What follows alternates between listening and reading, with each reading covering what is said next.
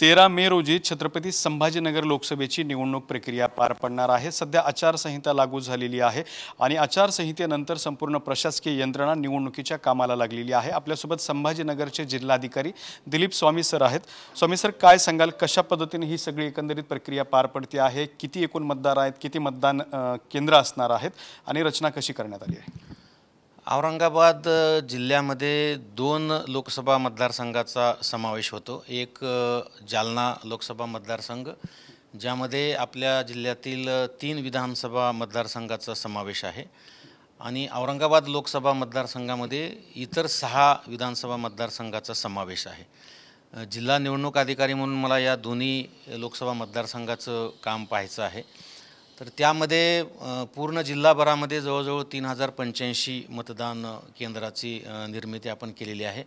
त्यामध्ये जालना लोकसभा मतदारसंघामध्ये 1045 आहेत आणि औरंगाबाद लोकसभा मतदारसंघामध्ये 2040 मतदान केंद्र आहेत आणि या सर्व मतदान केंद्रावर जवळजवळ 20,000 कर्मचारी लागणार आहेत। त्या 20,000 कर्मचाऱ्याची नियुक्ती आपण केलेली आहे। संपूर्ण प्रशासकीय यंत्रणेचं ट्रेनिंग त्या ठिकाणी झालेलं आहे।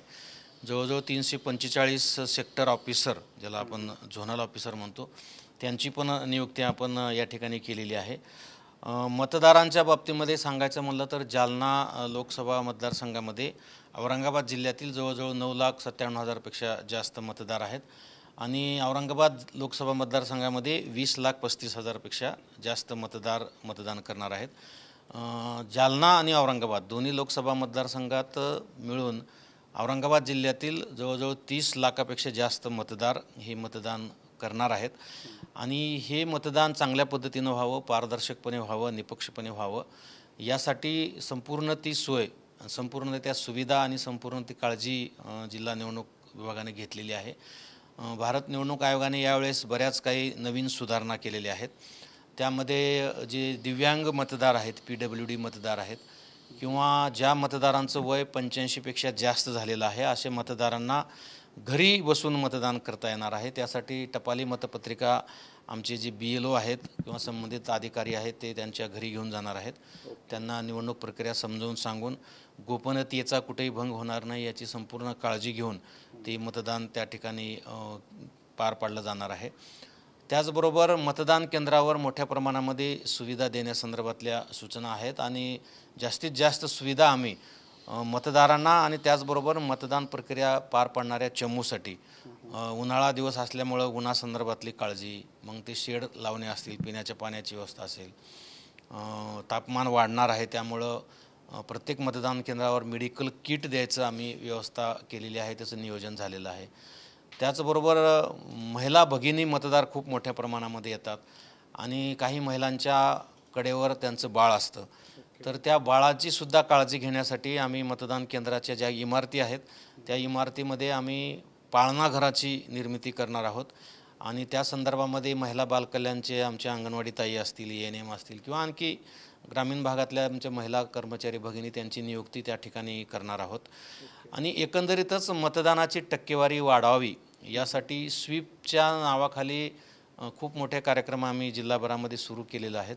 आपण पाहिलं तर जवळजवळ 50% महिला मतदार आहेत आणि महिला मतदार जर मतदानापासून दूर झाल्या तर मतदानाची टक्केवारी वाढणार नाही, म्हणून आम्ही जिल्हाभरामध्ये महिला मतदार जागृतीचे कार्यक्रम मोठ्या प्रमाणामध्ये घेतो आहोत आणि संपूर्ण जिल्हाभरामध्ये 9च्या 9 विधानसभा मतदारसंघामध्ये स्वीपचं काम मोठ्या प्रमाणामध्ये सुरू आहे।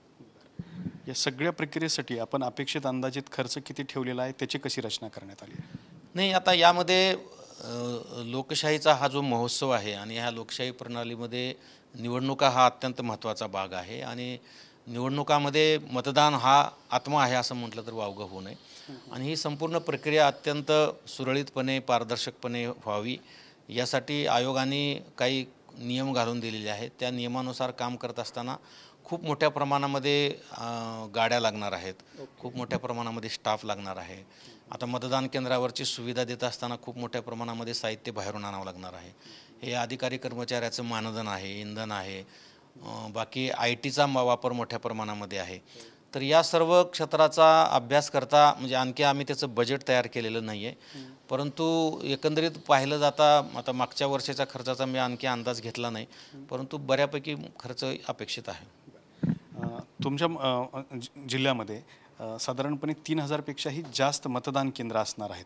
तर या मतदान केंद्रासाठी किती EVM लागणार आहेत? आपण त्या संदर्भातली काही सूचना केलेली आहे का? किती आरक्षित करण्यात आलेत EVM मशीन्स? नाही, आता मतदान केंद्रावर आपल्याला इलेक्ट्रॉनिक वोटिंग मशीनमध्ये एक बॅलेट युनिट, एक कंट्रोल युनिट आणि एक VVPAT जे नवीन आयोगाने हे केलेलं आहे, हे प्रत्येक मतदान केंद्राला त्या ठिकाणी लागणार आहे. आता उमेदवार किती निवडणूक रिंगणात राहतात यावरून बॅलेट युनिट किती लागणार आहे ह्याचा एक अंदाज त्या उमेदवारी लिस्ट फायनल झाल्यावर आपल्याला त्या ठिकाणी येतो.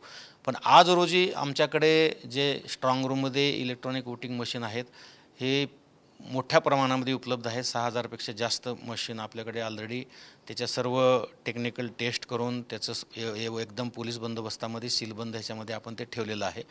बॅलेट युनिट असतील, कंट्रोल युनिट असतील किंवा VVPAT असतील, हे आपल्याकडे जेवढे लागणार आहेत त्याच्या कितीतरी पटीनं जास्त आपल्याकडे उपलब्ध आहेत. त्यामुळं त्यांच्या संदर्भात काही अडचण येईल असं मला वाटत नाही.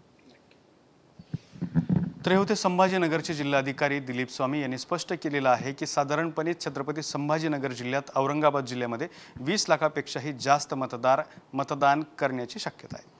कॅमेरामन विकी सोबत दत्ता कानवटे, TV9 मराठी, छत्रपती संभाजीनगर.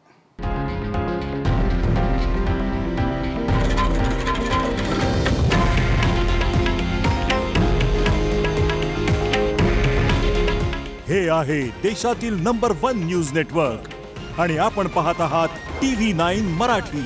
काळजी तुमची, हित महाराष्ट्राचं.